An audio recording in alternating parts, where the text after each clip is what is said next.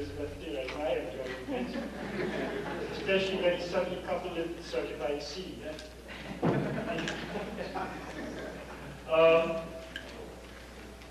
I will now ask my friend Webster Tarpley to read two messages that we received for the conference.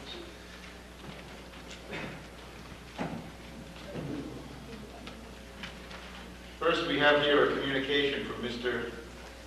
H. Davis Wall, who is president of Local 7430 of the United Steelworkers of America. And he's also the vice president of the Charlotte, North Carolina Labor Council of the AFL-CIO.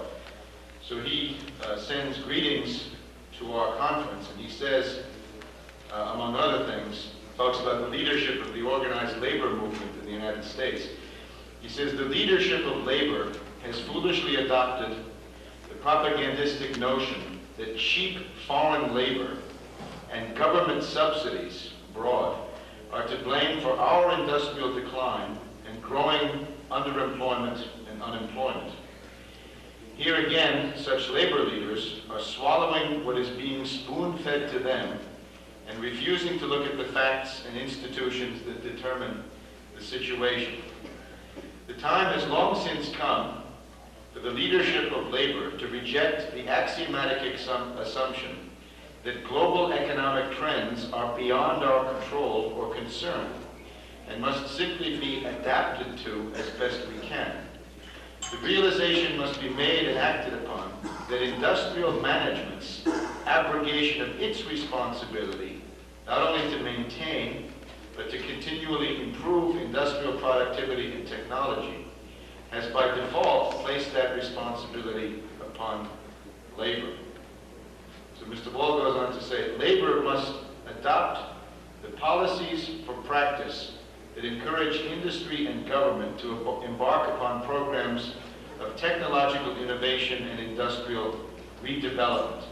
In short, those programs outlined by Mr. LaRouche in his recent message to labor on the occasion of the Teamsters returning to the AFL-CIO.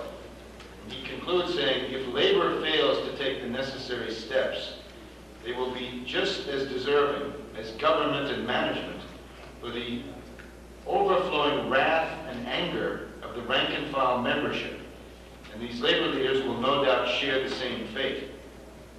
No matter how deserving leadership may be of the fate that nature now has in store for them, it is up to those of us who have retained our sanity to see that such fate not be meted out to the common workers whose only fault is in having been victimized by a leadership that is more concerned with preserving its place in a dying order rather than bettering the human condition. For without them, neither industry, labor, nor our nations can hope to survive. So Mr. Wall sends his greetings, his prayers and hopes that are with us in our shared goals and aspirations. So that's on Mr. H. Davis Wall of Raleigh, North Carolina. Now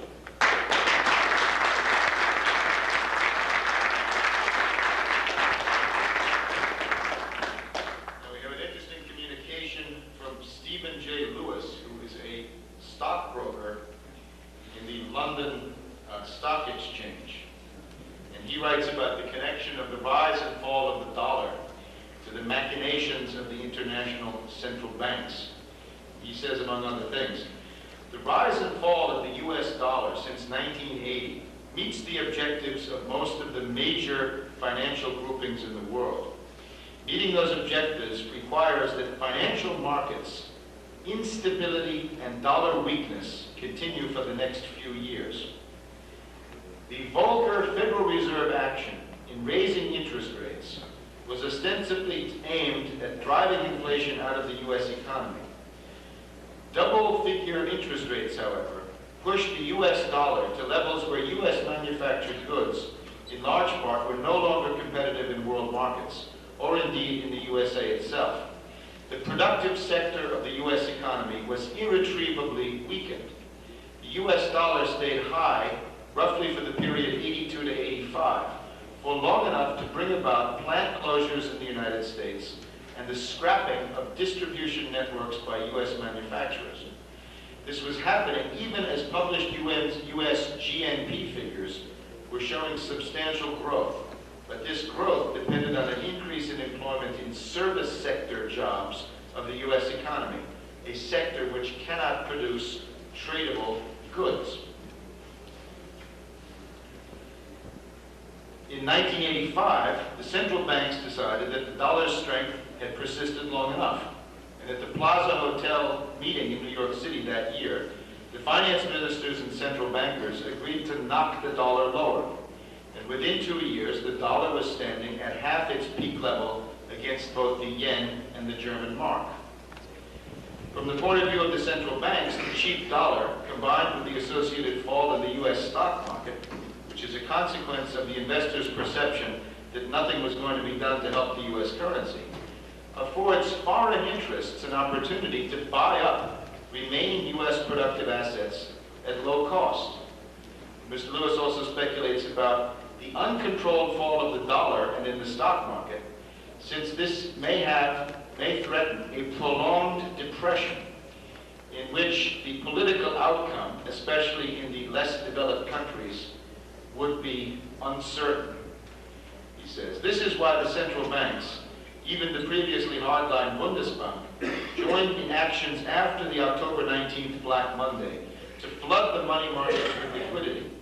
A measure of stability has been restored to the financial markets, which gives a platform from which foreign purchases of United States assets can now proceed. Central bank policy is likely to be opposed, however, to any significant recovery in Wall Street, which would increase the cost of U.S. assets, and is also opposed to any rally in the dollar, which would have the same effect. Consequently, should the U.S. dollar show any sign of revival, the group of 7 central banks would probably agree on actions to be taken to cap the U.S. currency. He goes on to say that from the U.S. bank standpoint, the rise and fall of the dollar has been very acceptable. In the period of dollar strength, the banks benefited from their lending to the expanding service sector. The dollar attracted international short-term funds, which provided the basis for a massive expansion in the balance sheets of the bank. Since 1985, the banks have benefited from the weak dollar because this has lessened the pressure on their debtors in the less developed countries to renege and default on their borrowings. The dollar is now so weak, however, and the stock market fall has so revealed the fragility of the financial structure that at least some of the U.S. banks are struggling to maintain their world market share and profitability. There is, in this situation, a strong likelihood that the community of interest between the central banks, on the one hand, and the U.S. commercial banking interests, on the other, will break down. And in that event, the gyrations of financial values will be inimical to solving the basic economic problems. Mr. Lewis concludes by saying that the basic economic problems are that the industrial sector is eroding through the lack of adequate investment in productive assets. Rapidly fluctuating financial markets will not fulfill the function of allocating capital in a rational way to productive investment. Reform of the world monetary system and of the financial structure is therefore, he concludes, a precondition for the resumption of industrial growth. So that was a message sent to us by Mr. Stephen Lewis, stockbroker of London.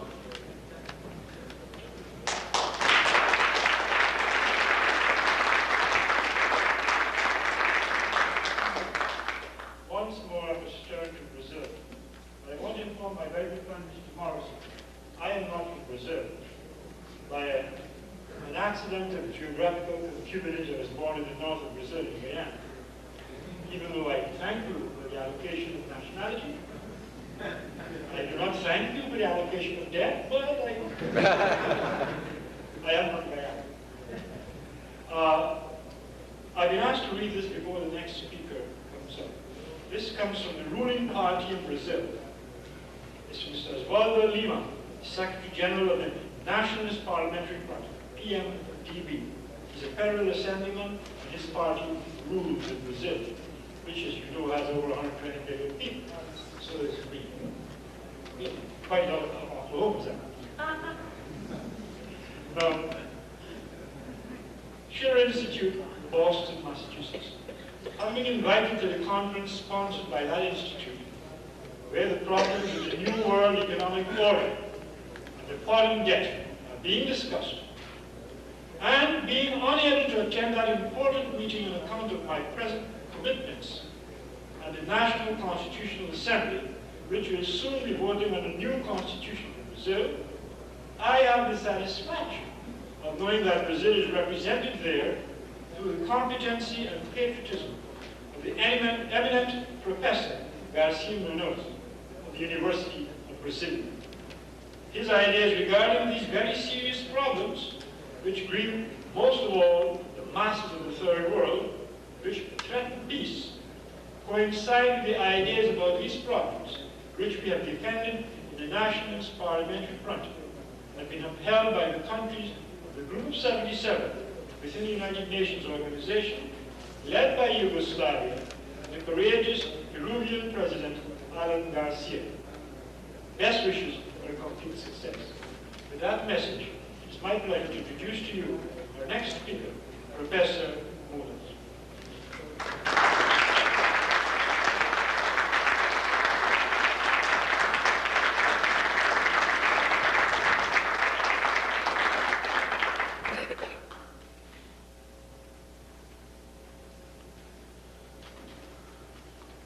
Señor Presidente, señor Ruse, señores congresistas, yo estoy aquí representando al diputado Osvaldo Lima Filho, del Partido del Movimiento Democrático Brasileño. Yo soy de la Universidad de Brasilia y tengo trabajado a lo largo del tiempo con los miembros del partido que han luchado durante mucho tiempo para apear la dictadura militar de Brasil. El diputado Osvaldo Lima Filho fue uno de los batalladores, como el diputado Irajá Rodríguez, que me ha antecedido. Yo gustaría decir que nosotros estamos reunidos para hablar sobre la cuestión de la nueva orden mundial, de la nueva orden económica. Cuando analizamos las cuestiones sobre lo individualmente externo del tercer mundo, nosotros llegamos a la conclusión de que la Banca Internacional, las instituciones como el Fondo Monetario Internacional, el comportamiento de gobiernos de países avanzados, viene provocando una verdadera desorden económica internacional, una desorganización completa, especialmente de los países devedores. El caso brasileño muestra muy bien que no hay una voluntad política por parte de los creadores de encontrar una solución para la cuestión de la deuda. Vean ustedes, el caso de Brasil es un caso en que los creadores no corren ningún riesgo de perder su dinero, porque la deuda es una deuda de empresas del gobierno o de empresas privadas, y de empresas que están en buena situación, de empresas que se quitan los intereses y se quitan lo principal de la deuda. Pero ¿cómo podemos nosotros hacer la transferencia de los intereses en moneda fuerte o del principal de la deuda? Si nosotros no podemos imprimir dólares, nosotros no podríamos quitar la deuda y los intereses si hubiera comercio, condiciones para el comercio. Entonces, las empresas tienen condiciones de pagar los intereses y le ponen los intereses y los precios de las mercancías. Y la población paga los intereses. El proceso que el diputado Irajá ha dicho que pone una dificultad muy grande a la población, especialmente la población obrera. Mas, si nosotros precisamos para hacer la conversibilidad de comercio, o que se debería esperar de los países credores es que ocurriese un apoyamiento al aumento de las producciones, para que nosotros pudiésemos tener mercancías para exportaciones. Nosotros esperamos que países como el Brasil, que tienen una producción muy diversificada, encontrasen apoyo para nuevas inversiones, para producir bienes para el comercio. En este caso, los países acreedores estarían al menos tentando una solución para el endeudamiento. Pero ¿qué ocurre en verdad? En verdad, la hipótesis que plantea la acción de los países acreedores, de la Banca Internacional, del Fondo Monetario Internacional y del Banco Mundial, es de que nosotros no tenemos capacidad productiva, de que países como Brasil y otros están en un régimen de pleno empleo. También parte de la hipótesis de que nosotros tenemos la dificultad debido a un exceso de consumo interno. La población tiene un nivel de bienestar muy elevado y que por eso nosotros tenemos dificultad para pagar la ayuda. ¿Y qué se hace entonces? La política que viene recomendada por el Fondo Monetario Internacional, mucho más que recomendada, impuesta por el Fondo Monetario Internacional, con apoyo de la banca y apoyo de los países acreedores, de países centrales, en el sentido de que se críe artificialmente excedentes para exportaciones. Nosotros podemos producir más, pero no, el camino es crear excedentes artificiales. ¿Y cómo se hace? Elevando los intereses de los bancos internamente, elevando los presupuestos, reduciendo los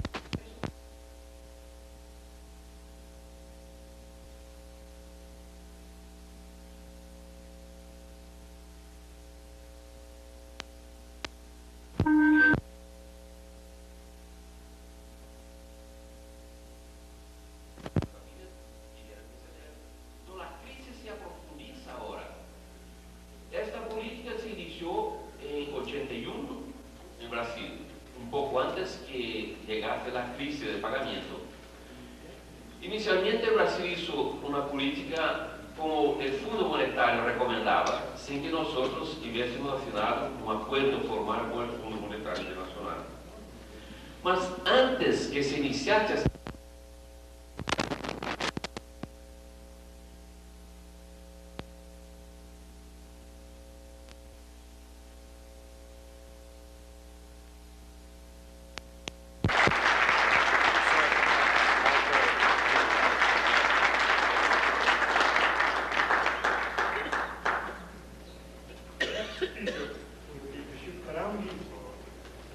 diplomat from Zaire, he will speak on the necessity of the new world economic order and its application to Zaire. Mr. Colombo.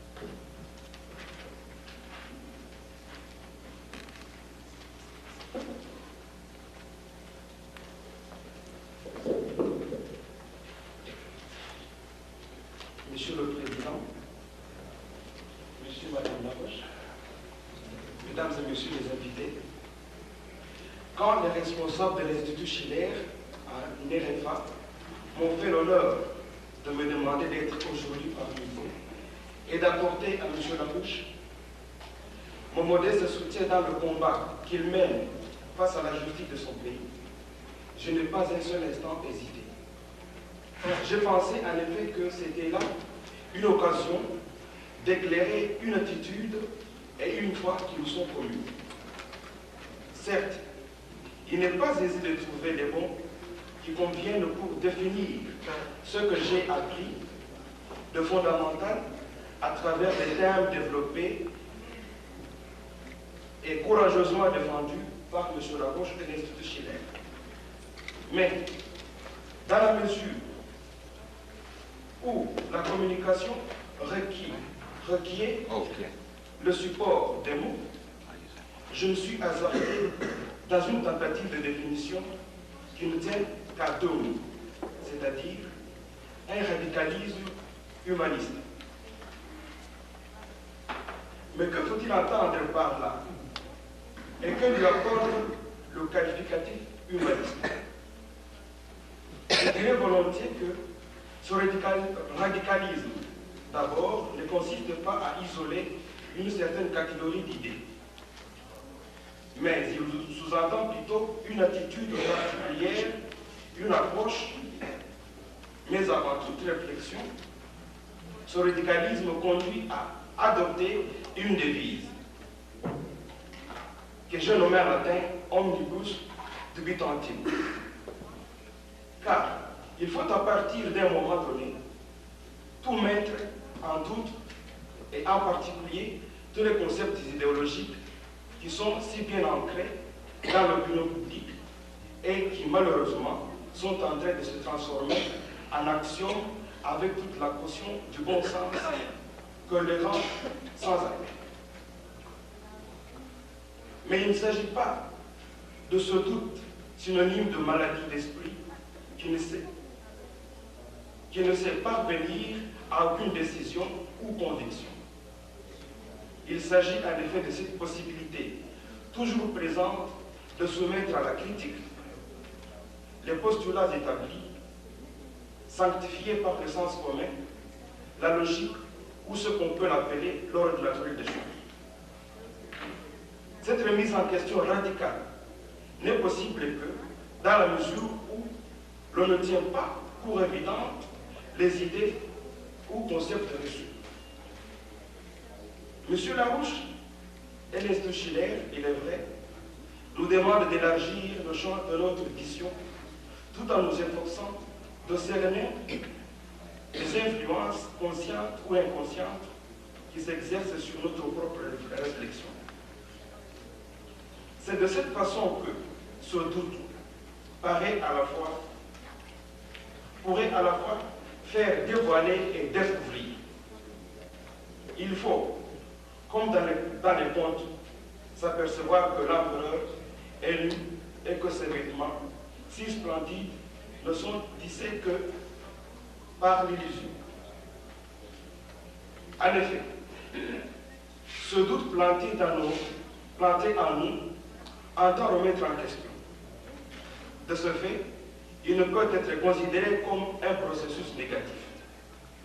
Rien de plus aisé que d'opposer à une réalité son contraire. Ce doute, en effet, radical, demeure, il est vrai, dialectique, car il s'appuie sur le développement harmonieux des contraires, c'est-à-dire, il vise une synthèse qui, à la fois, nie et affirme. Il est, à mon sens, l'instrument de libération de la pensée et des systèmes, esclaves encore de leurs idoles. Il permet en effet un élargissement du champ de la conscience, une vision plus imaginative et créative de nos possibilités de choix. Bien de travailler à vide, cette réflexion radicale part de l'essentiel, c'est-à-dire de l'homme en tant qu'un point de départ et point d'arrivée. Mais dire l'essentiel c'est l'homme ne doit pas conduire à prendre cette affirmation dans son sens positiviste ou descriptif. Il ne faut pas considérer l'homme comme une chose, mais un devenir, car il a des possibilités de s'accomplir, de s'affirmer, de bénéficier d'un équilibre plus grand, d'un amour plus intense, d'une conscience universelle plus ouverte. Nous entendons aussi parler de l'homme comme d'un être que l'on peut corrompre, dont le pouvoir qu'il a d'agir peut se pervertir en goût de pouvoir de nuire ou d'agir sur autrui. De même que son amour de la vie peut se changer en soif perverse de destruction. Ce radicalisme, il est vrai, humaniste, est une remise en question que guide à la fois la perception des forces profondes de la nature humaine et le souci de la croissance et de l'épanouissement de l'homme. Contrairement à la pensée positive contemporaine, ce radicalisme n'est pas objectif. Si l'on croit que l'objectivité consiste à échafauder des théories sans faire appel à un idéal passionné qui fortifie la pensée et l'incite à aller de l'avant. Nous parlons d'objectivité Et nous entendons par là que chaque étape de la réflexion se fonde sur des preuves soigneusement soumises à la critique. Et que, surtout, l'on s'attache à l'examen des prémices du sens commun. Ce qui, encore une fois, veut dire que ce radicalisme humaniste interroge toute idée, toute institution, tout système politique, économique, culturel, scientifique, etc., afin de savoir s'ils servent ou font obstacle à cette attitude de l'homme de chercher à vivre dans la plénitude et dans la joie. Il serait très long, en effet, de me soumettre à l'examen de tous les exemples que cette sorte de prémisse de sens commun que le radicalisme humaniste met en question. Mais je voudrais néanmoins soulever et souligner une situation qui, pour ma part, revêt une importance capitale, ne fût-ce qu'en raison de son actualité toujours brûlante. Il s'agit des relations nord-sud. En effet, jamais il est vrai, le Sud, ou plus exactement, le tiers-monde, n'a été aussi intensément présent dans votre vie quotidienne, vous les Occidentaux.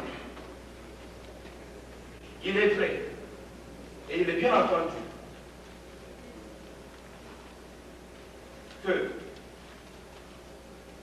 il est présent, ce tiers-monde, dans l'essence qui fait tourner les moteurs de vos voitures. Et il est aussi dans les carrosseries de ces mêmes voitures.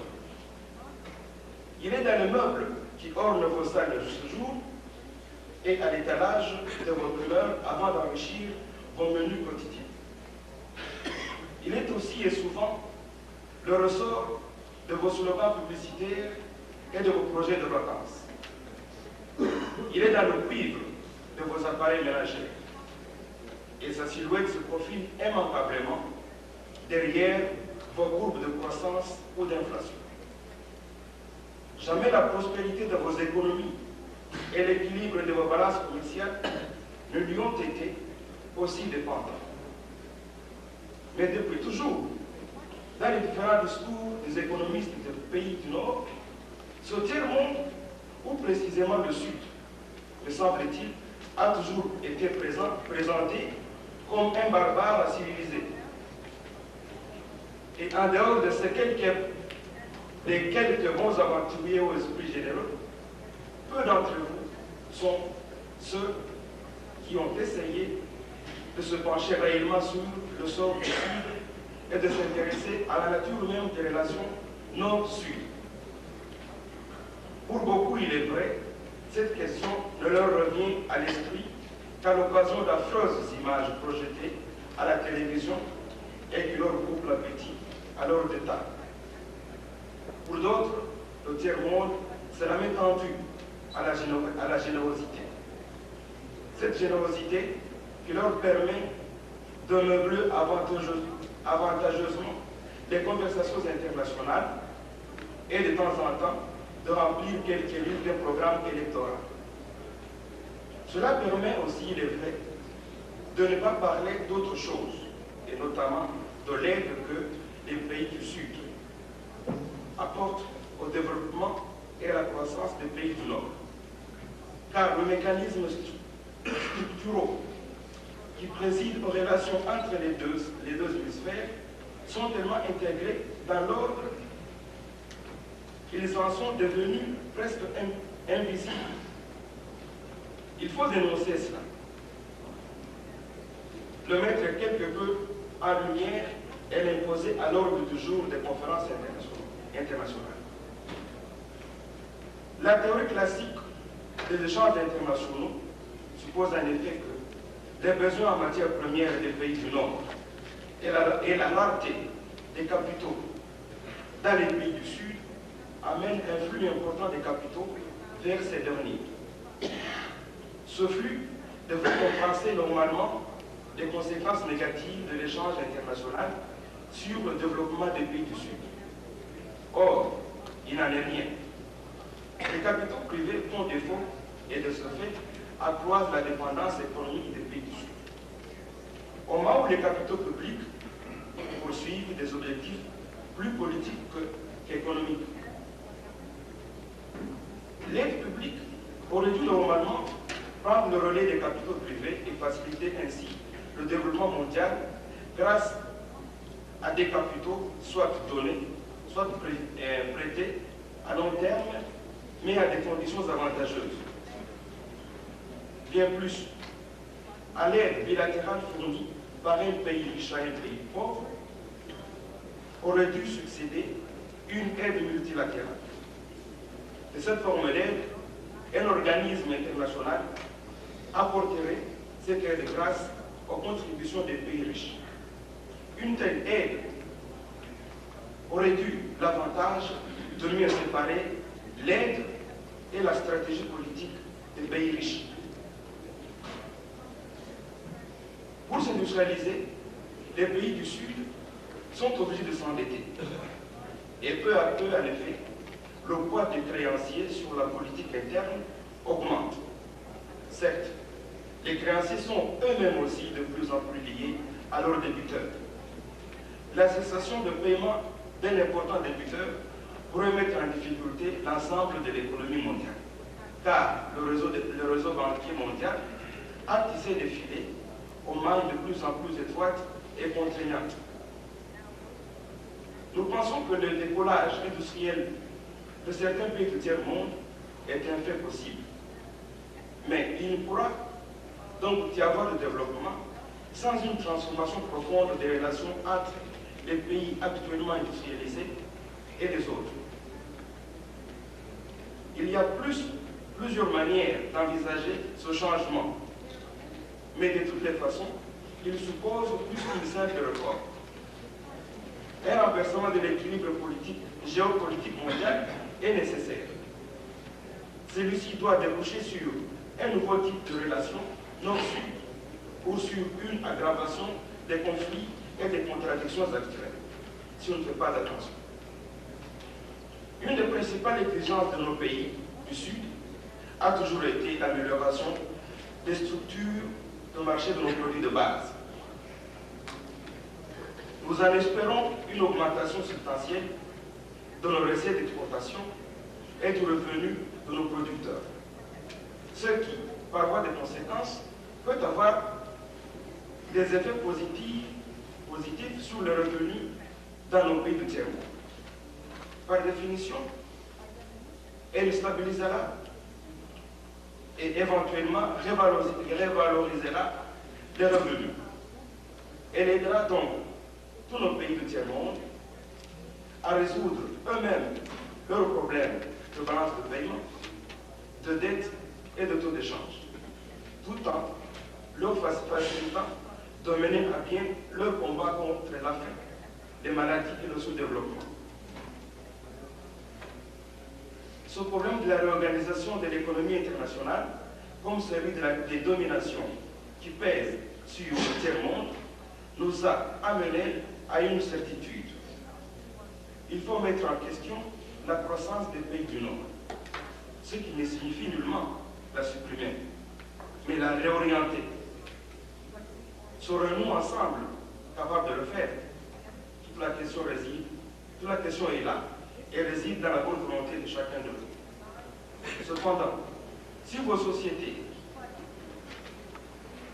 de l'hémisphère nord continuent à s'enforcer dans les déséquilibres et les aberrations d'une croissance dont les défaillances sont de plus en plus patentes, il ne sera pas impossible qu'un jour, des pays du tiers-monde qui veulent briser le cercle vicieux de la misère et de la faim se groupent pour mettre la croissance des pays riches en porte-à-porte et forcer ces derniers à la redresser et à la réorienter à leur faveur. Sinon, leur développement, le nôtre, se retrouvera à jamais compromis ou bien risquera de n'être qu'un solitaire et antagoniste, au lieu de devenir solidaire. Sans cela, le monde se prépare à de nouveaux et graves affrontements. Parallèlement à cela, si les responsables des pays développés ne perçoivent pas les exigences de la situation actuelle, on assistera sans doute à l'intérieur de leur propre pays à des phénomènes de dégradation sociale et politique capables de bloquer complètement le mécanisme déjà complexe de leur société industrielle. Votre responsabilité, monsieur, madame, est immense. Vous devez aider les économies faibles et les civilisations à devenir solidaires. Témoigner que l'efficacité économique peut rejoindre et renforcer le respect des autres et garantir leur dignité. C'est pourquoi je vous appelle à découvrir ensemble ce que nous devons faire pour mettre la puissance de l'homme au service de l'humanité, de la dignité et de la joie de chacun d'entre les peuples du monde. C'est à vivre l'avenir que nous sommes conviés et nous sommes dans la joie pour soutenir et célébrer cette prise de conscience dont M. Larouche, ici présent, se veut le porte-parole. Je vous en remercie.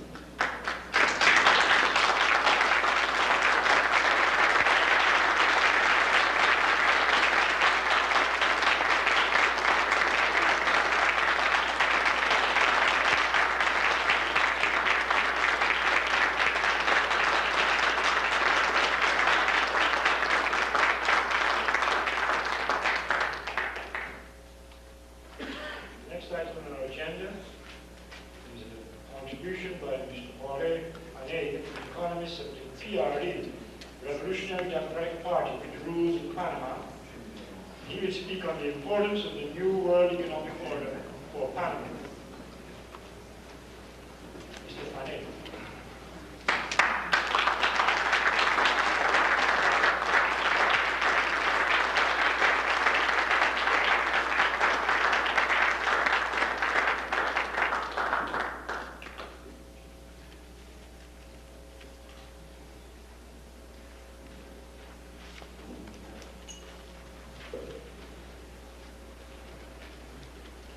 Señor presidente, señor Larouche, amigos de Estados Unidos, amigos de alrededor del mundo. En primera instancia yo quisiera transmitirle el saludo de nuestro pueblo, de un pueblo que en este momento lucha una batalla difícil contra fuerzas extrañas que tratan de dominarnos y continuar el proceso de colonización. Para nosotros es importante hoy estar aquí porque la experiencia y la vida nos ha enseñado que solo en el campo de la solidaridad internacional, de compartir ideas y de juntar ideas con hombres de otros pueblos, podemos entonces encontrar las soluciones para nuestros problemas que en la mayoría de los casos son iguales a otros pueblos del mundo.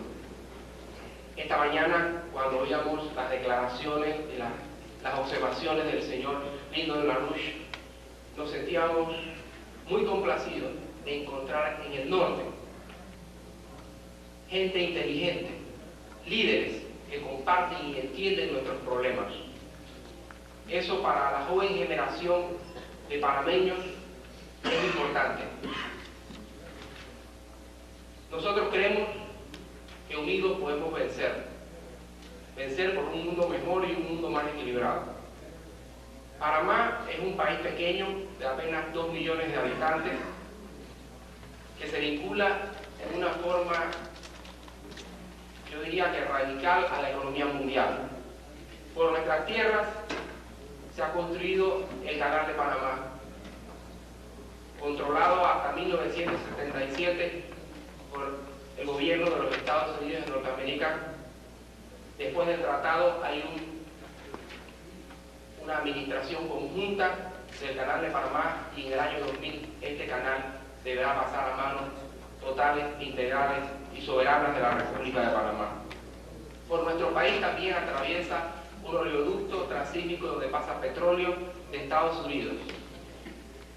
También en nuestro país hay un centro comercial vinculado al mundo, donde se venden productos en su gran mayoría de Japón, de los Estados Unidos y de Europa. También cuenta nuestro país con un centro bancario y financiero internacional vinculado a los grandes intereses mundiales. También nuestro país tiene una industria poco desarrollada y una agricultura cada vez con mayores problemas.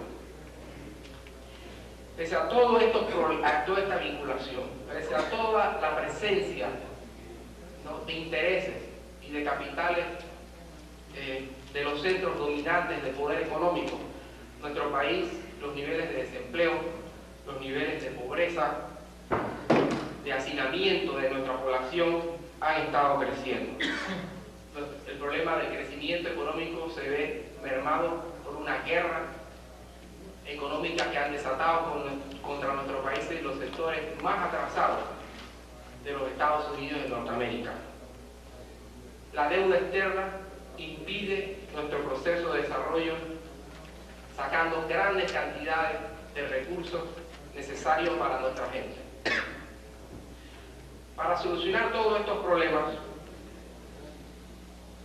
nosotros creemos que debemos juntar todos los esfuerzos por el cambio del sistema económico internacional. Nosotros creemos que la solución de estos problemas no son de carácter técnico, sino son de carácter político. El problema de la ausencia de capitales, el problema de la deuda, claramente expuesto durante todo este seminario, debe ser resuelto por la vía política y de una manera conjunta, con participación de todos y cada una de las naciones que se ven afectadas. Participación real, participación soberana e independiente. El intercambio desigual, cuando unos pocos se benefician y unos muchos sufrimos, debe ser resuelto políticamente a través de acuerdos entre los países y entre sus hombres. La falta de cooperación por parte de los países más desarrollados hacia los países menos desarrollados tiene que solucionarse, porque el problema es de las dos partes. Si nosotros no nos desarrollamos, si no solucionamos los problemas de nuestra gente, tampoco en los países desarrollados se podrán solucionar sus problemas y cada día serán más agudos y todos entonces vamos a sufrir. Debemos igualmente de manera conjunta solucionar los problemas de imposiciones políticas. Yo tengo que aprovechar esta tribuna para denunciar que nuestro país y nuestro gobierno está bajo el fuego de una conspiración montada desde Washington para destruir nuestro gobierno, destruir nuestros pueblos, destruir nuestras conquistas duramente alcanzadas en las batallas anticoloniales por la soberanía y la independencia nacional. Nosotros hemos sido víctimas directas de una conspiración y el chantaje del Banco Mundial y del Fondo Monetario. Sus políticas, sus condiciones están aumentando la pobreza y el desempleo en nuestras mujeres y en nuestros jóvenes principalmente. En Panamá, el 38% de las mujeres no tienen empleo. El 24% de los jóvenes de menos de 25 años no tienen empleo. Los muchachos que se gradúan en la universidad y en los colegios secundarios no encuentran empleo. Y eso es el resultado directo de la aplicación de políticas económicas ajenas a nuestra realidad y ajenos a nuestros problemas. La imposición, el chantaje, el descrédito que ciertos sectores de la administración Reagan tienen contra nuestro gobierno deben parar. En ese sentido, y aprovechando esta tribuna, yo quiero pedirle a los miembros de esta conferencia que nos ayuden a denunciar en cada una de las tribunas donde van, en sus países, nuestra situación. Nosotros hemos recibido en la lucha por la recuperación de nuestro canal y de nuestra soberanía, solidaridad. En este momento necesitamos aún más esa solidaridad para que las fuerzas del atraso no vuelvan a tomar las riendas de nuestra nación. Nosotros hemos sido claros en nuestras relaciones internacionales. Nosotros hemos respetado a los pueblos, creemos en la autodeterminación. Frente al problema de Centroamérica hemos sido claros. Nosotros queremos la paz, no queremos la intervención militar de ningún lugar, de ninguna otra nación. Nosotros los centroamericanos queremos encontrar nuestras propias respuestas, nuestras propias soluciones a nuestros propios problemas. En ese sentido, Panamá ha hecho todos los esfuerzos para participar en el grupo de contadoras, ha hecho todos los esfuerzos para participar y promover cualquier iniciativa de paz por la vía latinoamericana. Nosotros somos un país tercermundista porque creemos en la gente que tiene problemas como nosotros. Nosotros hemos defendido la integración de nuestros mercados, la integración de nuestras economías. Nosotros creemos que al interno de nuestro país, para poder solucionar nuestros problemas, tenemos que buscar ayuda internacional, tanto tecnológica como de capitales, para desarrollar las áreas revertidas que recuperamos a través de la lucha soberana por la recuperación del Canal de Panamá. Nosotros creemos que cuando la administración del Canal de Panamá en el año 2000, cuando retorne totalmente a nuestro país, sea un diseño que trate de integrar a América Latina, que trate de integrar al mundo, un diseño de administración y operación del canal compartido con todos los países del mundo en función del desarrollo y el elevamiento del nivel de vida de toda la humanidad. Nosotros en ese sentido tenemos que denunciar también la aplicación unilateral por parte del gobierno de Estados Unidos de la Ley 9670, que viola acuerdos comerciales, acuerdos en administración del personal y acuerdos políticos que están concertados en el Tratado del Canal de Panamá. Nosotros sabemos que de esta fecha al 2000 vamos a caminar por algunos problemas, que muchas fuerzas que no creen en el cambio, muchas fuerzas que no creen en nuestros pueblos, se van a oponer a que nosotros cojamos el canal en nuestras manos, que desarrollemos y consolidemos nuestras metas de política, nuestras metas de democracia, nuestras metas de liberación nacional, de respeto a los otros pueblos. Pero nosotros sabemos también que cada día, como se ha probado hoy en este escenario y en esta tribuna, otros hombres de otros pueblos, blancos y negros, de todos los países del mundo, cada vez más coinciden con nuestros intereses, coinciden con nuestros ideales de política, de desarrollo y de respeto a la humanidad. Nosotros también tenemos que tener claro y necesitamos la ayuda para estudiar las alternativas al Canal de Panamá. El actual Canal de Panamá tecnológicamente es una obra que irá perdiendo su valor, será una obra obsoleta en el futuro. Nosotros los panameños tenemos que introducir los cambios tecnológicos a esa vía de comunicación de manera tal que siga sirviendo al desarrollo de la humanidad. Y eso es, actualmente hay una comisión tripartita entre el gobierno de Estados Unidos, el gobierno de Japón y el gobierno de Panamá en la búsqueda de una alternativa al Canal de Panamá.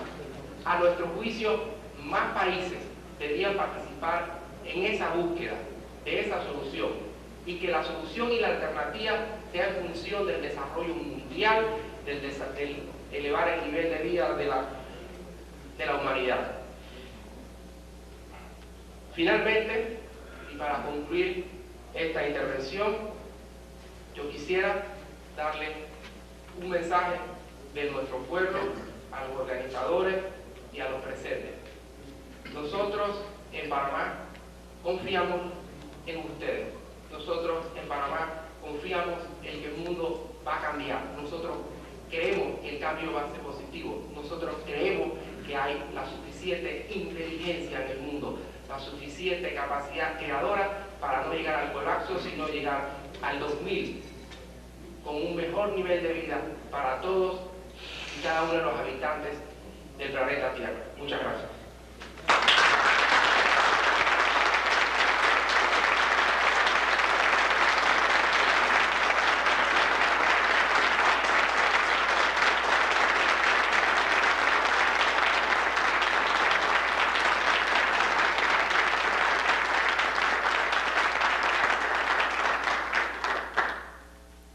Turn now to the important issues of the relationship between the United States and Mexico.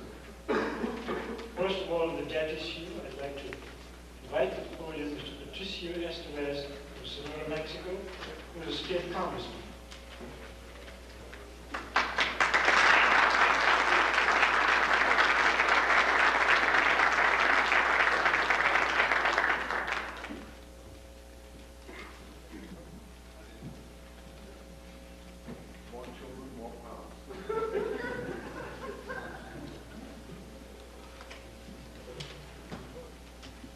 Señores Larouche, Lindo Tigre Larouche, compañeros participantes de los países aquí reunidos,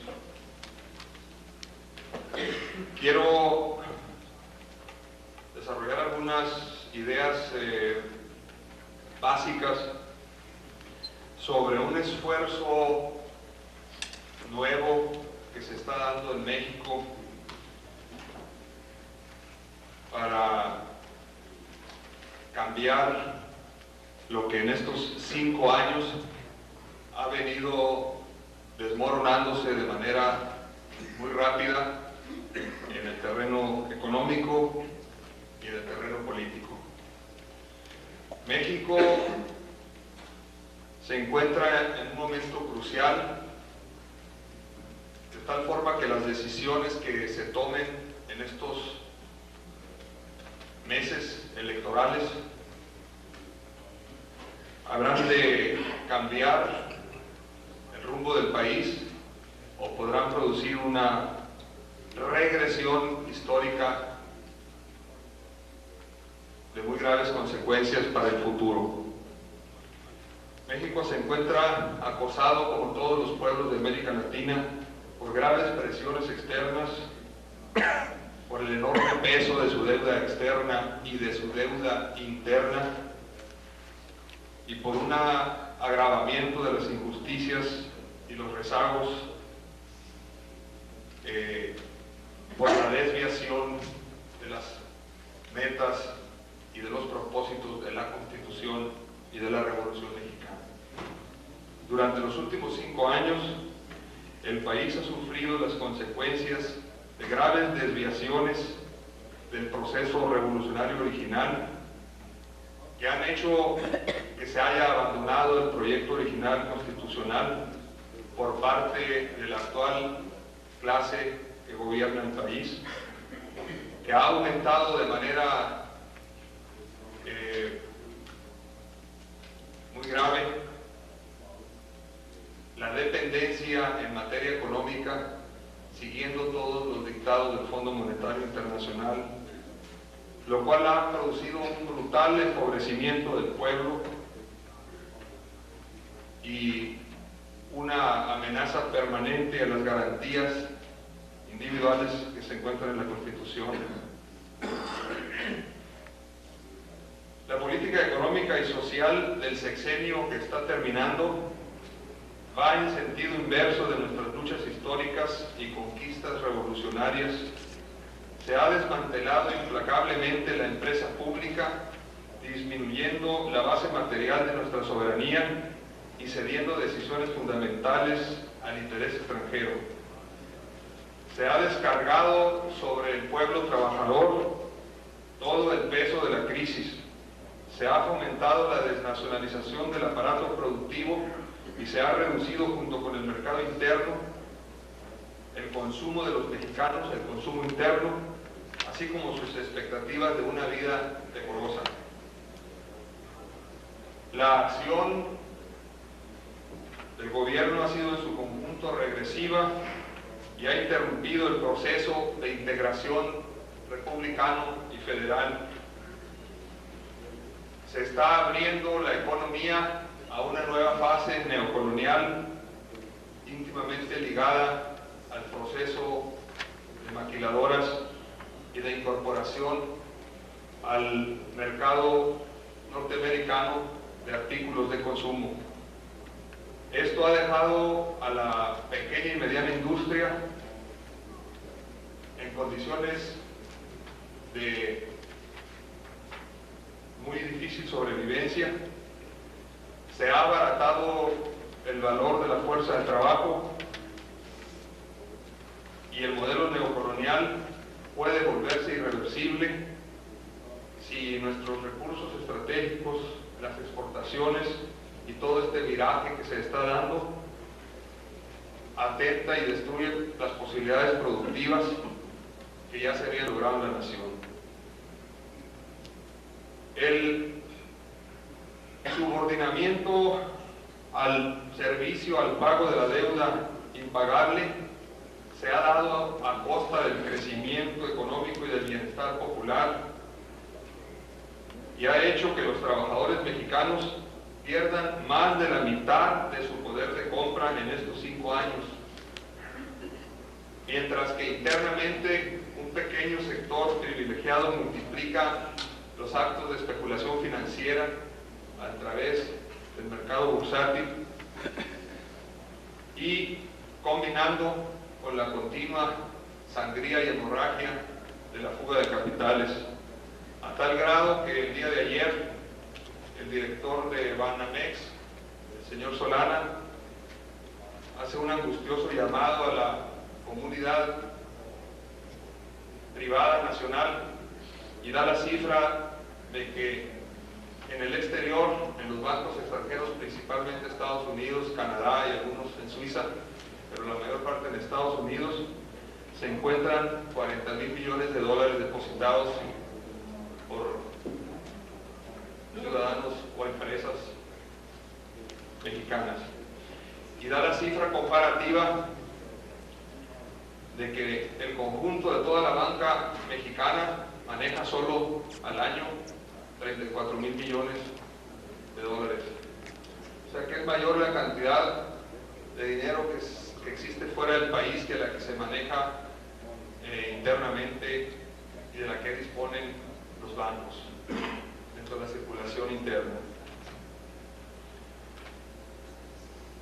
En estos 5 años ha sido infernal la cadena del refinanciamiento de los pagos, de los créditos para pagos de intereses contraídos anteriormente, de tal forma que el país ya de hecho se ha convertido en un exportador neto de capital y ha venido aceptando condiciones cada vez más difíciles y más gravosas impuestas desde los centros financieros del exterior, que hacen extremadamente vulnerable nuestra economía y comprometen nuestra independencia política.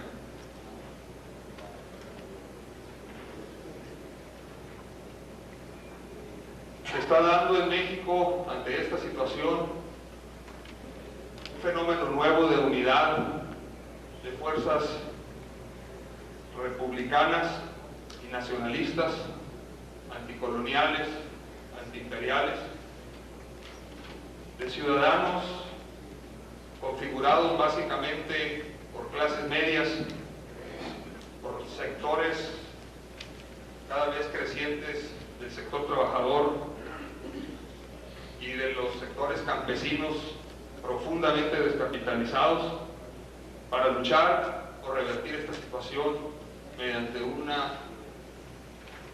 crucial y coyuntural transición electoral que se está viviendo en México. El programa, a grandes rasgos, de este nuevo movimiento busca, en primer lugar, hacer posible, dentro de lo que la Constitución y las leyes establecen, el pleno respeto a la soberanía popular expresada en el voto.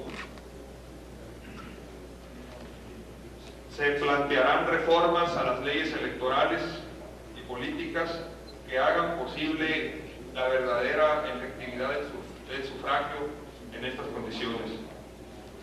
En el terreno económico se plantea la urgente necesidad de frenar, a como dé lugar, el rápido empobrecimiento de la mayoría de la población, mediante una política económica de emergencia que ponga un alto efectivo a la inflación, promoviendo de manera urgente la elevación del nivel del consumo interno, promoviendo el empleo a través de la reorientación del crédito productivo y de el desestímulo a las actividades especulativas.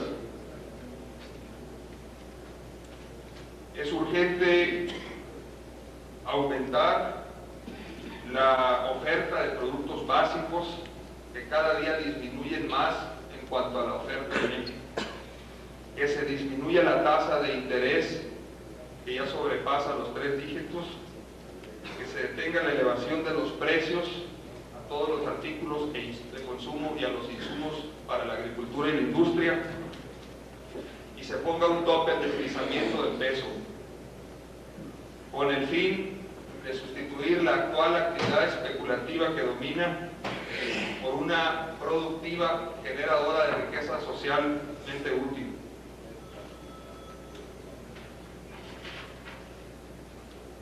En coincidencia con los planteamientos que se han hecho por otros compañeros de otros países, es evidente que se requiere modificar radicalmente la relación económica y financiera con el exterior, suspendiendo partes o totalmente el servicio de la deuda externa que se paga anualmente y ajustando el pago de la deuda externa a una decisión soberana sobre los procesos económicos para emprender la reconstrucción del país con criterios nacionalistas, mediante el rescate y ampliación de la empresa pública y de la empresa productiva. Suspender el pago al servicio de la deuda en tanto no se logren condiciones de equidad, reajustando el monto del principal, disminuyendo las tasas de interés y limitando los pagos a un reducido porcentaje de nuestros ingresos por exportaciones después de haber satisfecho las necesidades del desarrollo nacional. Prohibir y proscribir nuevos endeudamientos para pagar antiguos créditos, así como evitar que las cartas de intención y todo otro tipo de arreglo internacional sea lesivo a los intereses del país. Revisar la ley de inversiones extranjeras, que ha sido, por una serie de irregularidades a lo largo de estos años, una de las fuentes, no la única, pero una de las más importantes fuentes de fuga de capitales, de la conversión de pesos a dólares como una forma de ahorro especulativa que ha sangrado enormemente la economía.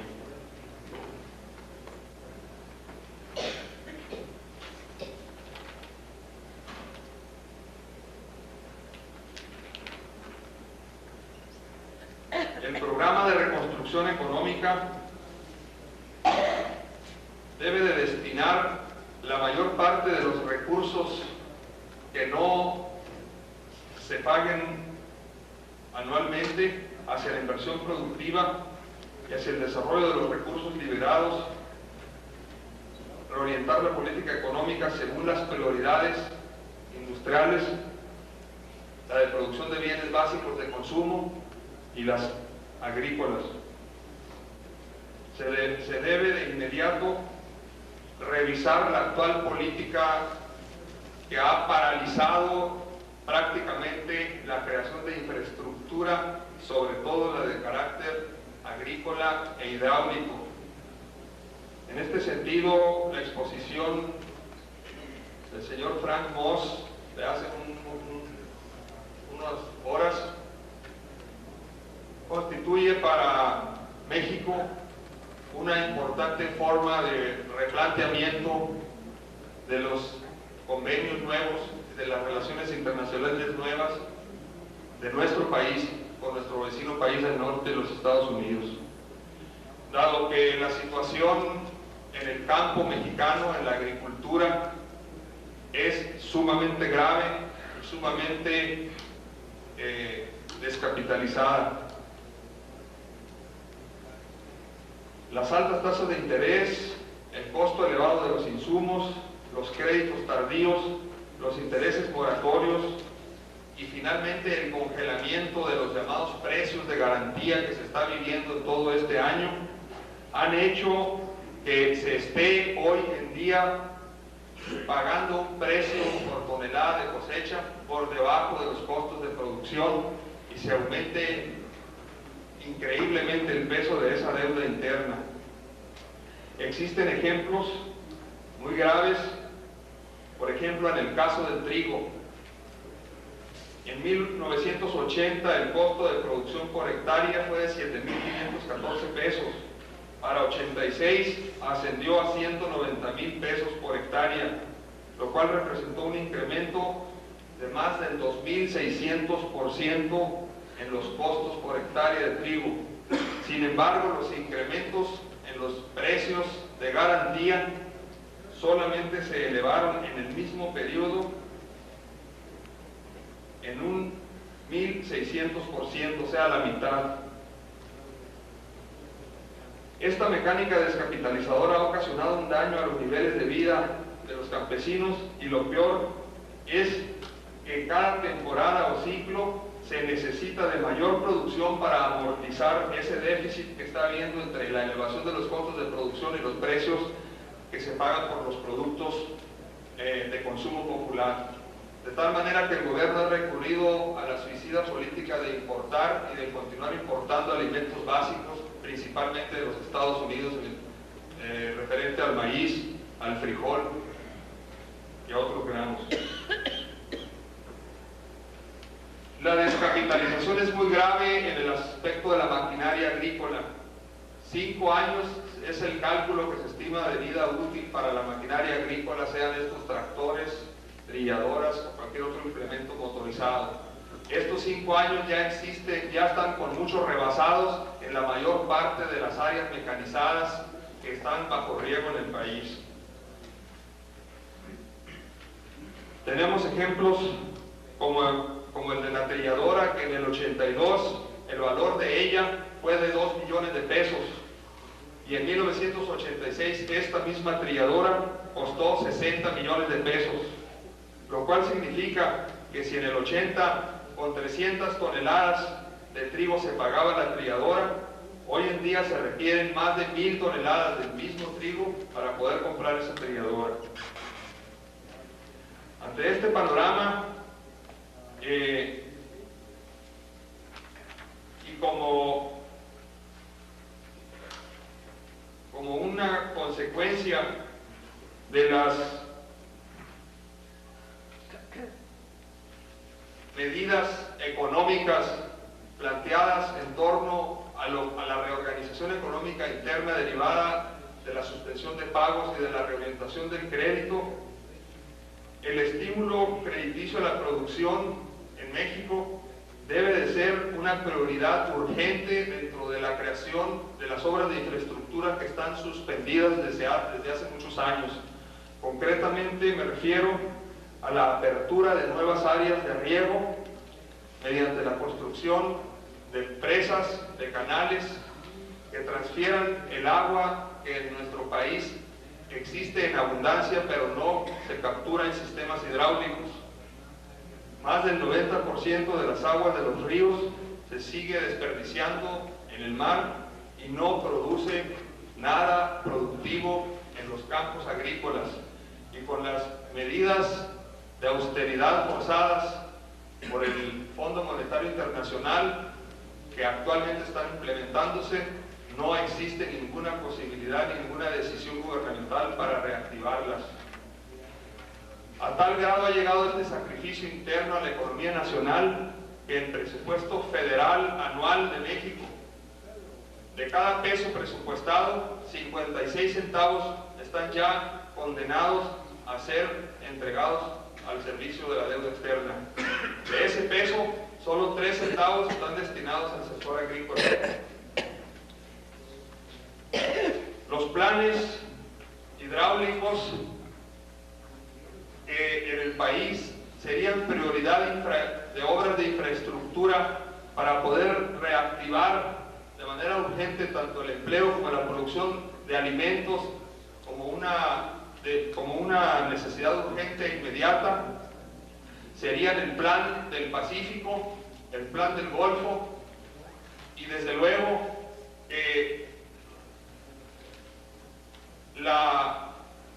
el convenio que tendría que tomarse entre los Estados Unidos bajo nuevas bases más justas y equitativas con nuestro país en ese proyecto tan extraordinario como lo es el Nahuapa o el plan hidráulico de Canadá, México, Estados Unidos, que hoy en día puede ser y debe de seguir siendo una de las principales formas de alianza real entre los dos países, México y los Estados Unidos, de tal forma que quienes en el momento presente, tanto en México como en Estados Unidos, podamos llevar a cabo esa alianza, habremos de darle continuidad histórica a la alianza que hace un siglo llevaron a cabo el señor presidente Benito Juárez y el presidente Abraham Lincoln cuando estaban amenazadas por los imperios ambas repúblicas durante el siglo pasado. Muchas gracias.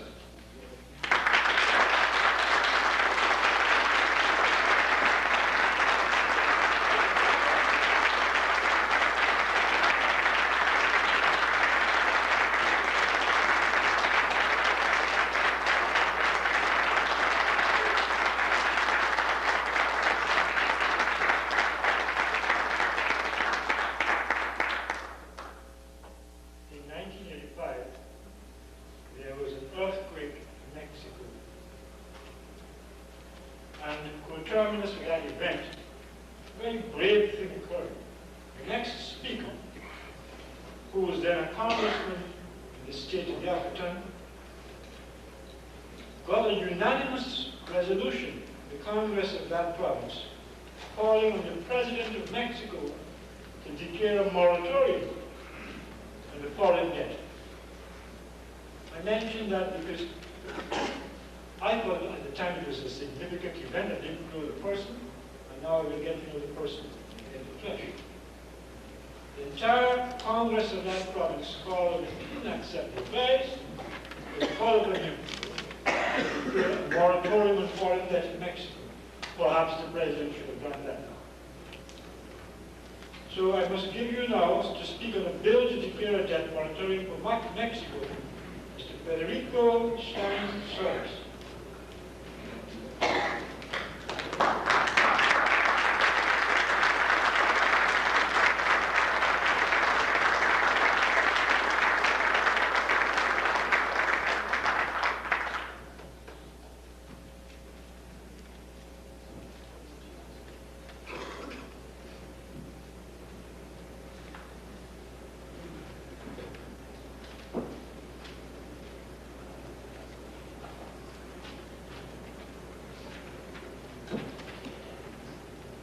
Señor presidente del Instituto Sigles, honorables miembros de la mesa directiva de esta conferencia histórica, señores y señoras, amigos todos de los diversos continentes,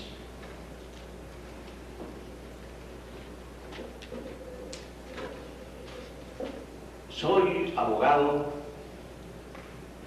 en el estado de Yucatán, República Mexicana,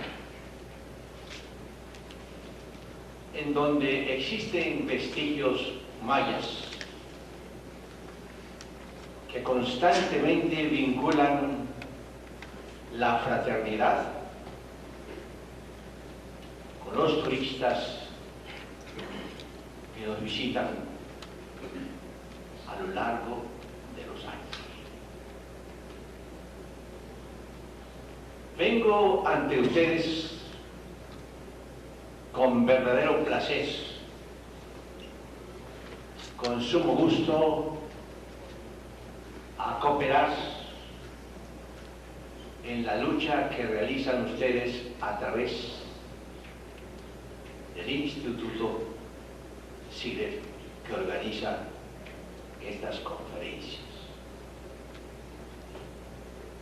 El nuevo orden económico del mundo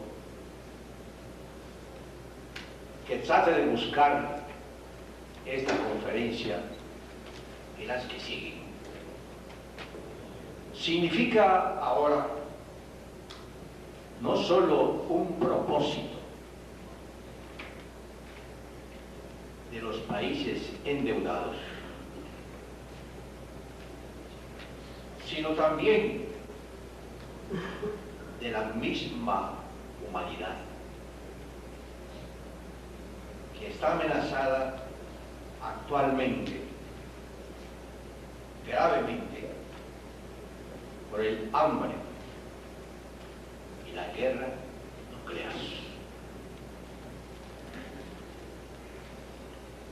La imagen histórica de la encantadora población de Bretton Woods,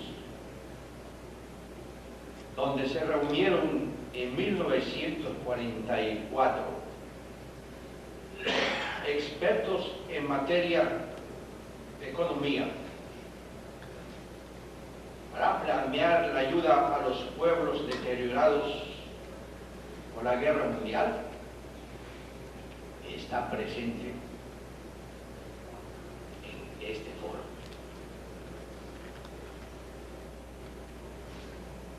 Está presente en este escenario.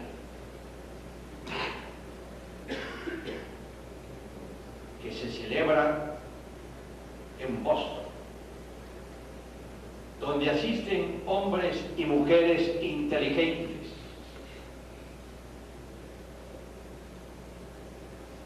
para establecer las bases del nuevo orden económico del mundo.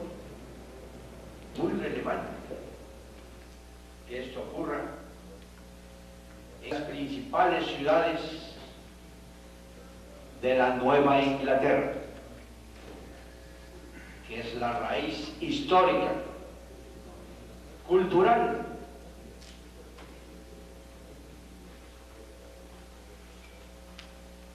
del gran pueblo de los Estados Unidos de Norteamérica. Porque en esta región llegaron los primeros colonizadores con la bandera de la libertad.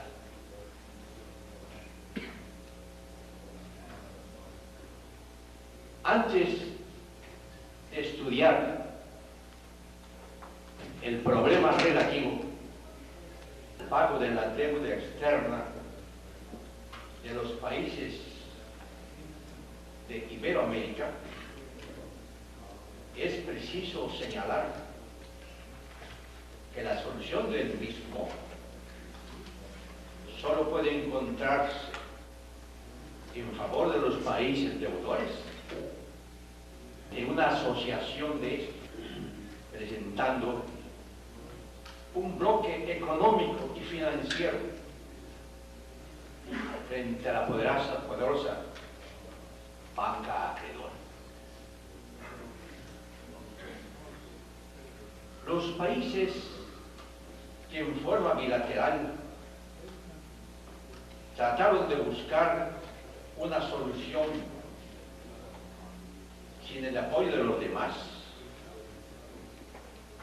solo obtuvieron resultados negativos, lesivos a su economía, porque mediante renegociaciones que les impusieron con altísimas tasas de interés y el pago de intereses sobre intereses vencidos, se vieron obligados a firmar transacciones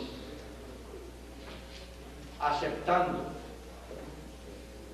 en casi todas ellas adeudos equivalentes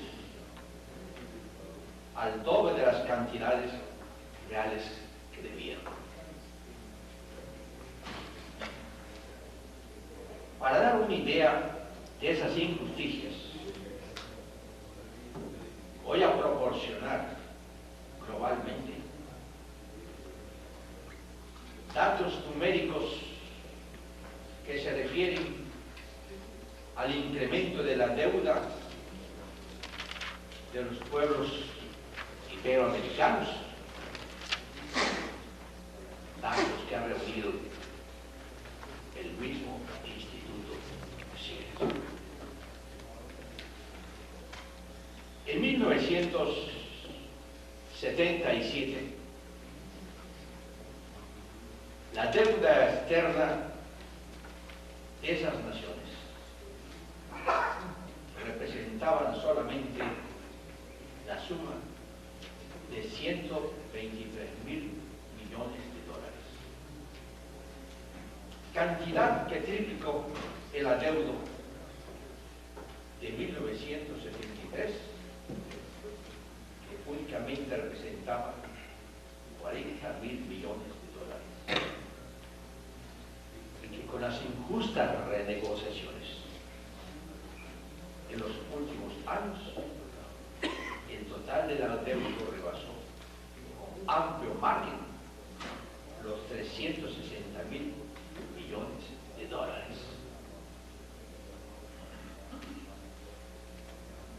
Ante esa difícil situación que agobia a los países deudores, se impone la necesidad de integrarlos dentro de un nuevo orden económico con base en la unidad latinoamericana y en la creación de un mercado común que permita la conservación de los valores reales de los productos que concurran a ese mercado, que pronto sería, en ese supuesto, de gran importancia por la diversidad de sus productos. La unidad continental no es simplemente un ideal, sino también un propósito bien definido. Esto desde principios del siglo pasado, cuando nuestros pueblos alcanzaron su independencia. Entonces, sus dirigentes pensaron en la conjugación, en la realización de una patria grande, con base, desde luego, en las raíces históricas, lingüísticas y culturales que nos unen, y teniendo presente la continuidad geográfica del territorio de América que integran su nacionalidad, con fronteras que serían el óculo, simples demarcaciones territoriales que servirían solamente para identificar a las familias del gran pueblo iberoamericano.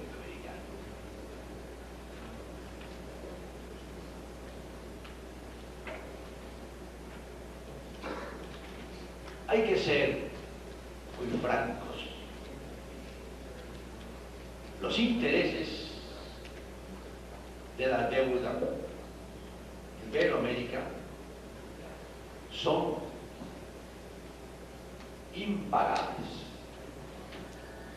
son incobrables.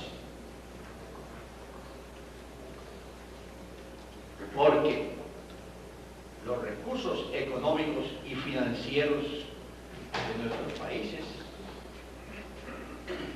no les permite, aún con los mayores sacrificios y privaciones, pagar el importe de sus enormes deudas. Y lo único que podrían conseguir, es decir, la banca internacional, sería la desestabilización social de los endeudados, con un resultado funesto,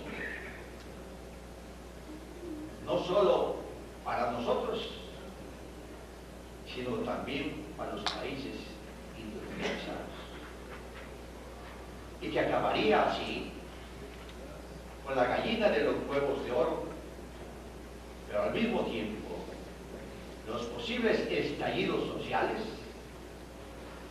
repercutirían directamente en la vida y la estabilidad de los países ricos. Porque estos no podrían sobrevivir sin la existencia de los países subdesarrollados, que son la fuente y son la savia que nutre sus grandes estructuras.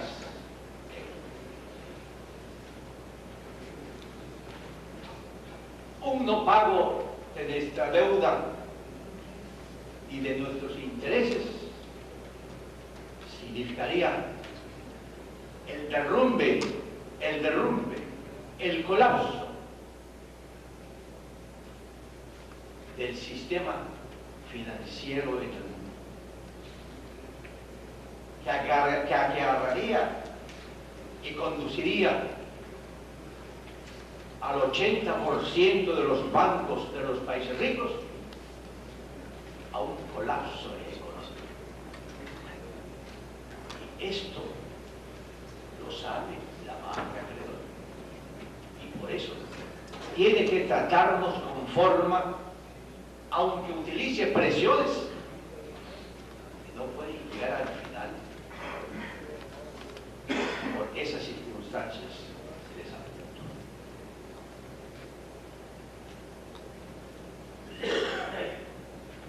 Un análisis sereno del problema conduce a plantear una de las medidas necesarias para la sobrevivencia económica de los deudores, que consiste en la negociación de nuevos créditos con dinero fresco.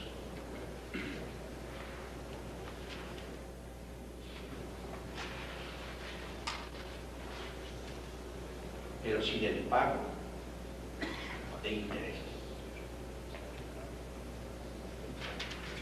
Con los nuevos créditos con dinero fresco se permitiría el crecimiento normal de los endeudados, pagando estos créditos con porcentajes derivados de sus exportaciones, repitiendo sin intereses de ninguna naturaleza y a largo plazo. Esta opción es la única que pueden presentar los países endeudados y es la única que la banca internacional tendrá que aceptar ante la realidad mundial. Por eso debemos ser firmes y presentar nuestros puntos de vista con suma energía, con verdadera entereza.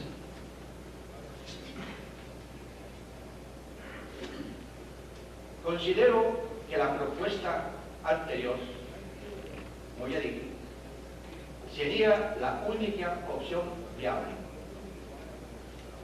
si la banca internacional desea recibir el importe de sus préstamos anteriores y el pago de los nuevos créditos que situación que permitiría una verdadera conciliación entre los países ricos y los pobres, con el establecimiento de un nuevo orden económico para Iberoamérica y para el mundo, es decir, para el tercer mundo. Y esto facilitaría una convivencia en paz por largo tiempo, pues de lo contrario desaparecerían los procesos democráticos en los países endeudados, con las secuelas en lo social, en lo político, en lo económico y en lo financiero, como ya dije antes.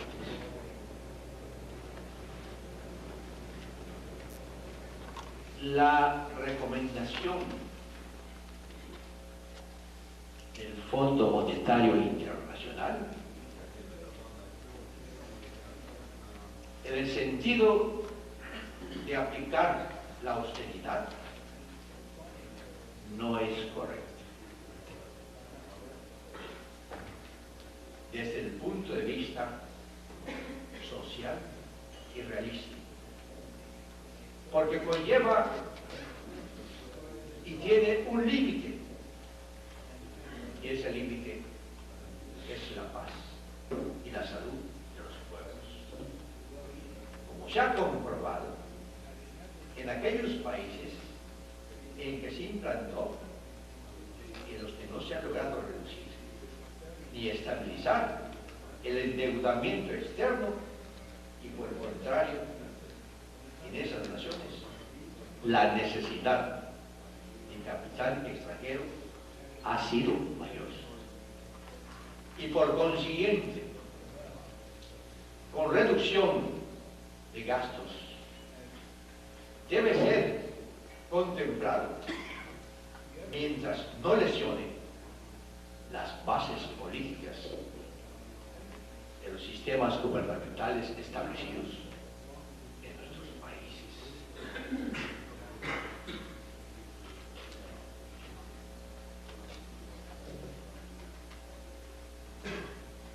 Con alguna razón se afirma que deuda y austeridad son medios para presionar a los deudores, y que de esa manera de actuar, y esa manera de actuar no es sana ni es moral, porque conlleva propósitos que dañan la organización política y social de los pueblos del tercer mundo.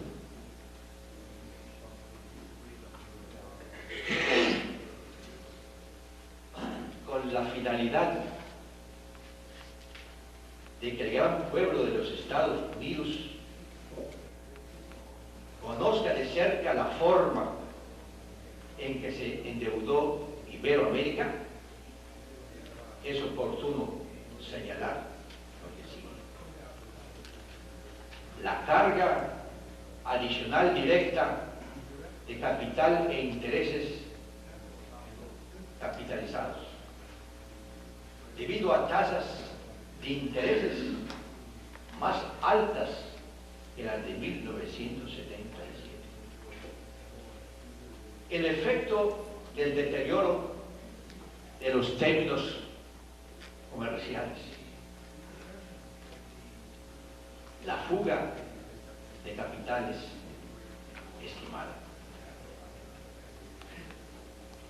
el interés que se paga por nuevas deudas que resultan en los 2 últimos años.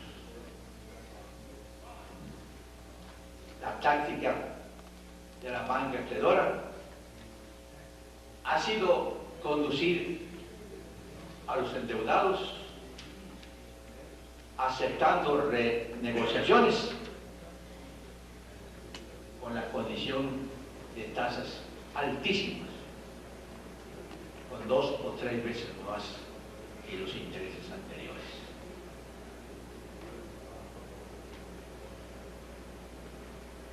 El incremento de las tasas de interés, que comenzó en 1978 y continuó en 1979, fue fatal para las economías de las naciones deudoras, aún por las que teniendo un superávit en sus exportaciones, como en el caso del Brasil,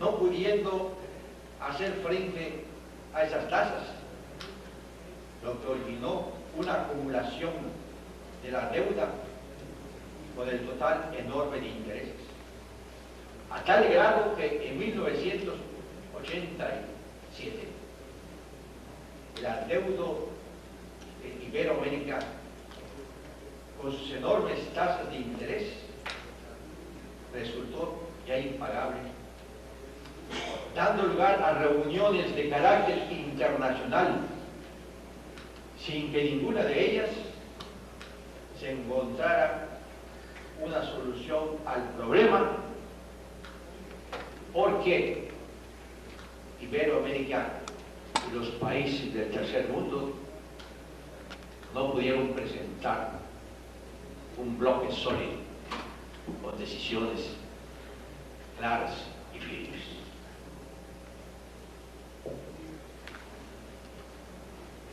Existen esquemas y cuadros elaborados por expertos economistas en las que se demuestra que si las tasas de inflación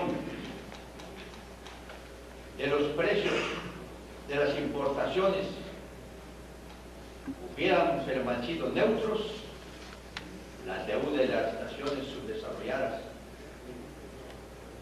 estaría reducida ahora en un gran porcentaje. Pues se calcula que el deterioro de los términos de intercambio originó pérdidas por más de 95.000 millones de dólares, cantidad esta que utilizando como pago de la deuda externa hubiera disminuido notablemente el problema económico que actualmente se estudia en esta conferencia. Como lógica consecuencia, los niveles de vida de los países latinoamericanos han bajado ostensiblemente ante las medidas de austeridad impuestas por el Fondo Monetario Internacional, que han repercutido también en los salarios reales, en la baja de poder de compra y en la producción de bienes de consumo real.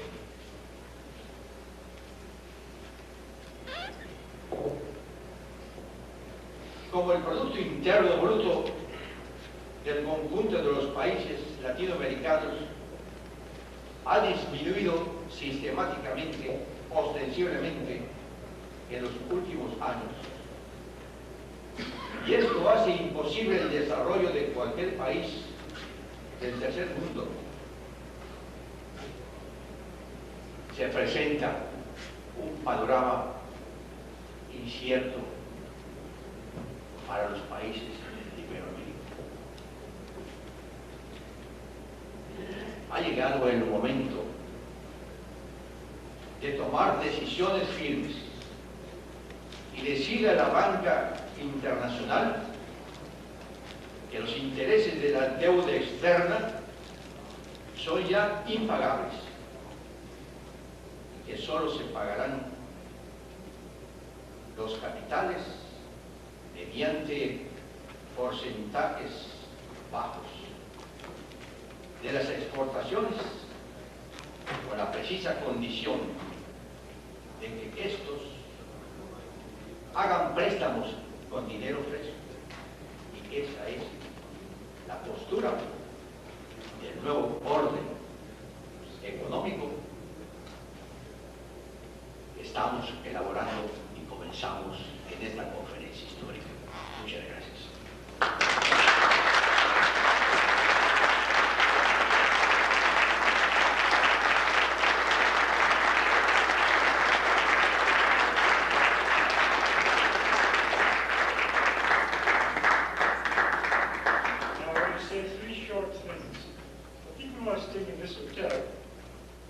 will be served in salons A, B, and C, Apple, Bat and Cat, at 8 p.m.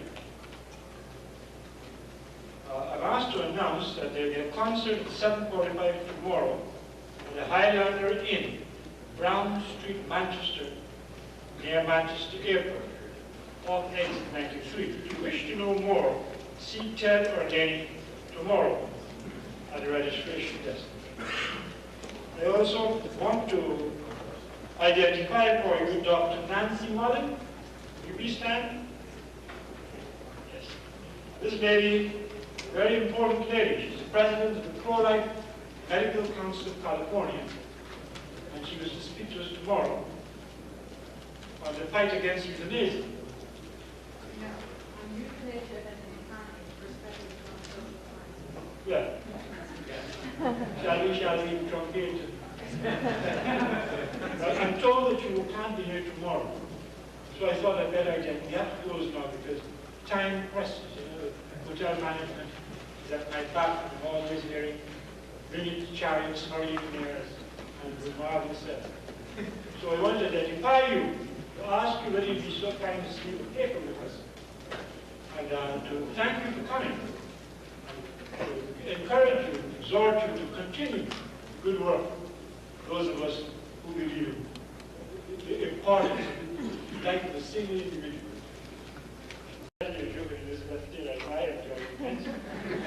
Especially when you suddenly couple it with certified C. Yeah?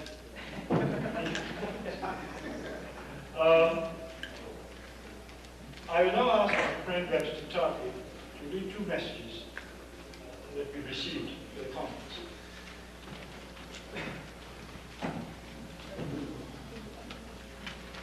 First, we have here a communication from Mr. H. Davis Wall, who is president of Local 7430 of the United Steelworkers of America. And he's also the vice president of the Charlotte, North Carolina Labor Council of the AFL-CIO. So he sends greetings to our conference, and he says, among other things, talks about the leadership of the organized labor movement in the United States. He says, the leadership of labor has foolishly adopted the propagandistic notion that cheap foreign labor and government subsidies abroad are to blame for our industrial decline and growing underemployment and unemployment.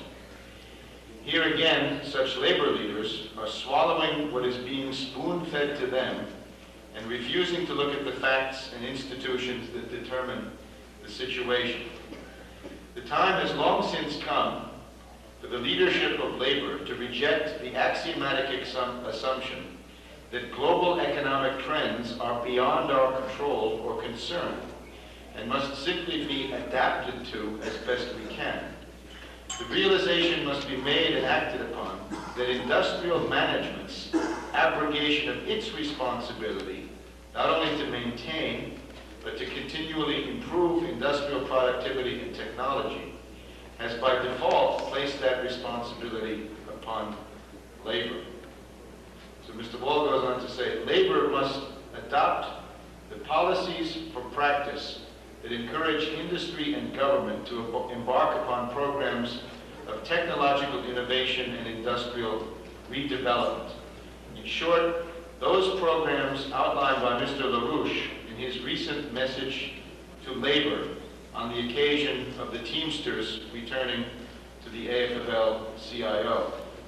He concludes saying, if labor fails to take the necessary steps, they will be just as deserving as government and management for the overflowing wrath and anger of the rank-and-file membership, and these labor leaders will no doubt share the same fate.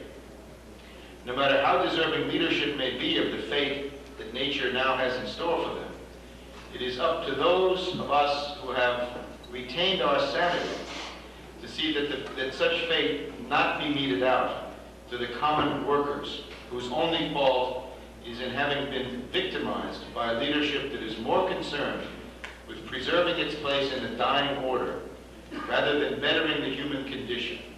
De encontrar una solución para la cuestión de la ayuda. Vean ustedes, el caso de Brasil es un caso en que los credores no corren ningún riesgo de perder su dinero, porque la deuda es una deuda de empresas del gobierno o de empresas privadas, y de empresas que están muy en buena situación, de empresas que se quitan los intereses y se quitan lo principal de la deuda. Pero ¿cómo podemos nosotros hacer la transferencia de los intereses de moneda fuerte o del principal de la deuda? Si nosotros no podemos imprimir dólares, nosotros no podríamos quitar la deuda, pero el interés, si hubiera comercio, condiciones para el comercio. Entonces, las empresas tienen condiciones de pagar los intereses y le ponen los intereses de los precios de las mercancías. Y la población paga los intereses. El proceso que el diputado Irajá ha dicho que pone una dificultad muy grande a la población, especialmente a la población obrera. Mas si nosotros precisamos para hacer la conversibilidad de comercio, o que se debería esperar de los países credores es que ocurriese un apoyamiento al aumento de las producciones, para que nosotros pudiésemos tener mercancías para exportaciones. Nosotros esperamos que países como el Brasil, que tienen una producción muy diversificada, encontrasen apoyo para nuevas inversiones, para producir bienes para el comercio. En este caso, los países credores estarían al menos tentando una solución para el endeudamiento. Pero ¿qué ocurre en verdad? En verdad, la hipótesis que plantea la acción de los países credores, de la Banca Internacional, del Fondo Monetario Internacional y del Banco Mundial, es de que nosotros no tenemos capacidad productiva, de que países como Brasil y otros están en un régimen de pleno empleo. También parte de la hipótesis de que nosotros tenemos la dificultad debido a un exceso de consumo interno. La población tiene un nivel de bienestar muy elevado y que por eso nosotros tenemos dificultad para pagar la deuda. ¿Y qué se hace entonces? La política que viene recomendada por el Fondo Monetario Internacional, mucho más que recomendada, impuesta por el Fondo Monetario Internacional, con apoyo de la banca y apoyo de los países credores, de países centrales, en el sentido de que se críe artificialmente excedentes para exportaciones. Nosotros podemos producir más, pero no, el camino es crear excedentes artificiales. ¿Y cómo se hace? Elevando los intereses. Liquidity. A measure of stability has been restored to the financial markets, which gives a platform from which foreign purchases of United States assets can now proceed. Central bank policy is likely to be opposed, however, to any significant recovery in Wall Street, which would increase the cost of U.S. assets, and is also opposed to any rally in the dollar, which would have the same effect. Consequently, should the U.S. dollar show any sign of revival, the group of 7 central banks would probably agree on actions to be taken to cap the U.S. currency. He goes on to say that from the U.S. bank standpoint, the rise and fall of the dollar has been very acceptable. In the period of dollar strength, the banks benefited from their lending to the expanding service sector. The dollar attracted international short-term funds, which provided the basis for a massive expansion in the balance sheets of the bank. Since 1985, the banks have benefited from the weak dollar because this has lessened the pressure on their debtors in the less developed countries to renege and default on their borrowings. The dollar is now so weak, however, and the stock market fall has so revealed the fragility of the financial structure that at least some of the U.S. banks are struggling to maintain their world market share and profitability. There is, in this situation, a strong likelihood that the community of interest between the central banks, on the one hand, and the U.S. commercial banking interests, on the other, will break down. And in that event, the gyrations of financial values will be inimical to solving the basic economic problems. Mr. Lewis concludes by saying that the basic economic problems are that the industrial sector is eroding through the lack of adequate investment in productive assets. Rapidly fluctuating financial markets will not fulfill the function of allocating capital in a rational way to productive investment. Reform of the world monetary system and of the financial structure is therefore, he concludes, a precondition for the resumption of industrial growth. So that was a message sent to us by Mr. Stephen Lewis, stockbroker of London.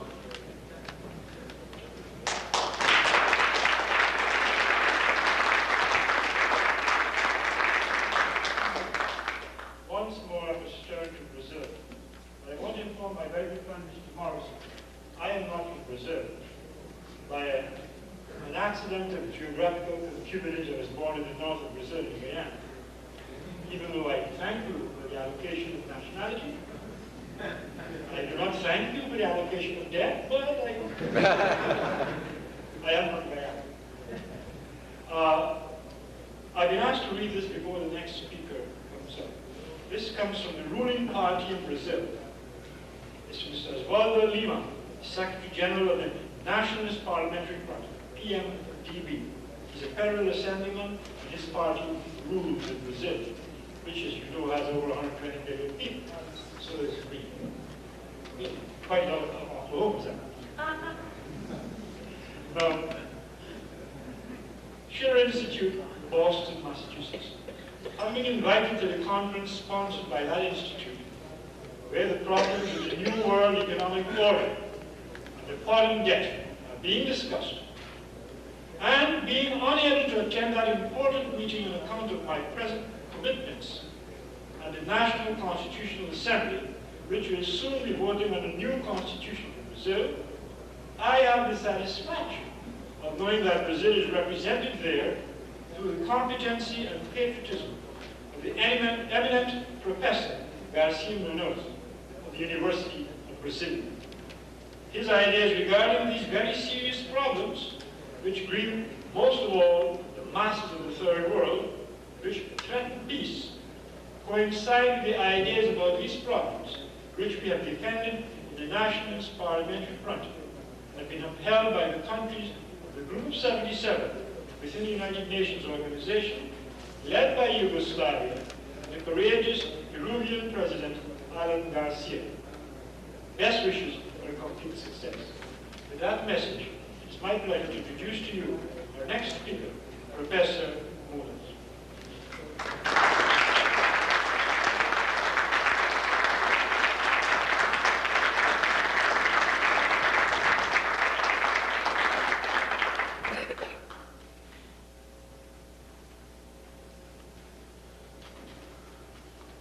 Señor presidente, señora Ruse, señores congresistas, yo estoy aquí representando al diputado Oswaldo Lima Filho, del Partido del Movimiento Democrático Brasileño.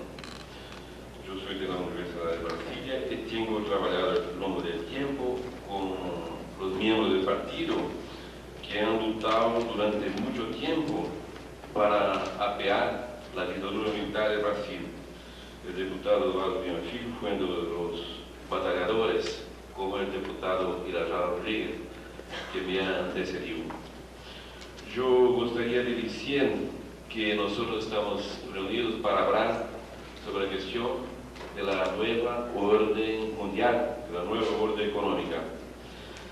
Cuando analizamos las cuestiones sobre lo individualmente externo del tercer mundo, nosotros llegamos a la conclusión de que la Banca Internacional, las instituciones como el Fondo Monetario Internacional, el comportamiento de gobiernos de países avanzados, viene provocando una verdadera desorden económica internacional, una desorganización completa, especialmente de los países deudores. El caso brasileño muestra muy bien que no hay una voluntad política por parte de los creadores.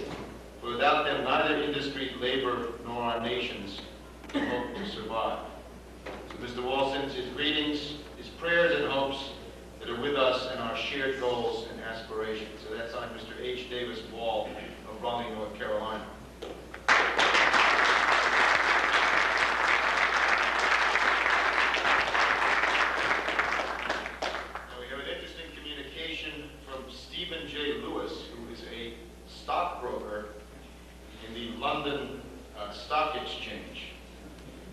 writes about the connection of the rise and fall of the dollar to the machinations of the international central banks. He says, among other things, the rise and fall of the US dollar since 1980 meets the objectives of most of the major financial groupings in the world. Meeting those objectives requires that financial markets, instability and dollar weakness continue for the next few years. The Volcker Federal Reserve action in raising interest rates was ostensibly aimed at driving inflation out of the US economy. Double-figure interest rates, however, pushed the US dollar to levels where US manufactured goods, in large part, were no longer competitive in world markets, or indeed in the USA itself. The productive sector of the US economy was irretrievably weakened. The US dollar stayed high roughly for the period 82 to 85, for long enough to bring about plant closures in the United States and the scrapping of distribution networks by US manufacturers. This was happening even as published US GNP figures were showing substantial growth, but this growth depended on an increase in employment in service sector jobs of the US economy, a sector which cannot produce tradable goods. In 1985, the central banks decided that the dollar's strength had persisted long enough, and at the Plaza Hotel meeting in New York City that year, the finance ministers and central bankers agreed to knock the dollar lower. And within 2 years, the dollar was standing at half its peak level against both the yen and the German mark. From the point of view of the central banks, the cheap dollar, combined with the associated fall in the US stock market, which is a consequence of the investors' perception that nothing was going to be done to help the US currency, affords foreign interests an opportunity to buy up remaining US productive assets at low cost. Mr. Lewis also speculates about the uncontrolled fall of the dollar and in the stock market, since this may threaten a prolonged depression in which the political outcome, especially in the less developed countries, would be uncertain. He says, this is why the central banks, even the previously hardline Bundesbank, joined in actions after the October 19th Black Monday to flood the money market